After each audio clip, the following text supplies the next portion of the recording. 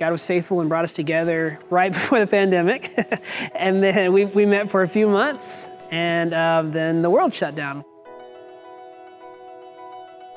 Our church and every other church in America had to go digital and go to being online. And we started off with iPhones and eventually grew to other stuff that we were able to do it, that we can show it on YouTube and so on.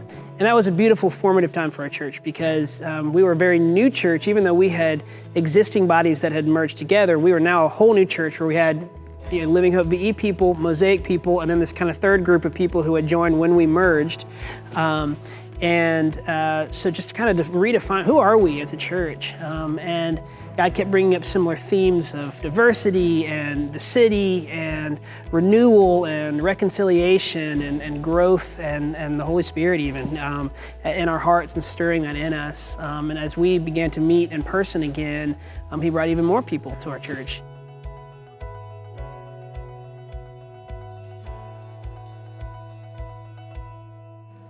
We inherited this building, this massive building that you see behind me, from McLean Baptist Church. They were a thriving church for many, many years, faithful members of the gospel in the city. And as the city changed, their membership changed, and they had dwindled down to a pretty small group of people. And beautifully and miraculously even, they gifted this building to Living Hope.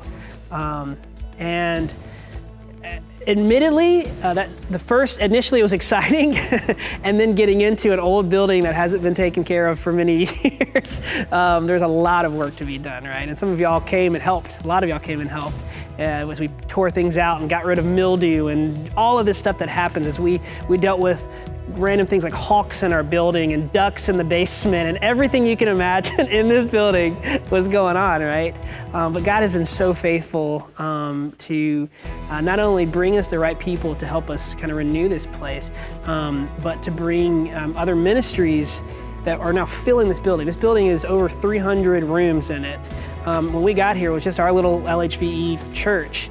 And God has grown that tremendously. We now have Memphis Family Connection Center, which is a counseling center. We have Multinational Ministries, which works with refugees in the city. We have Valentine Evergreen Neighborhood School, which is a local elementary school for the children in our neighborhood. We have Serve 901, which brings in college kids from all over the country and serves in our neighborhood, and they stay here. We have Soccer Shots, which is both a ministry and a sports group.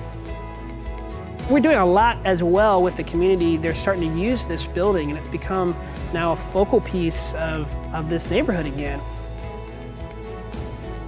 Church is not built on buildings, but God uses these buildings, and He's giving us these to steward and steward well. And I think that we're seeing the fruits of that already.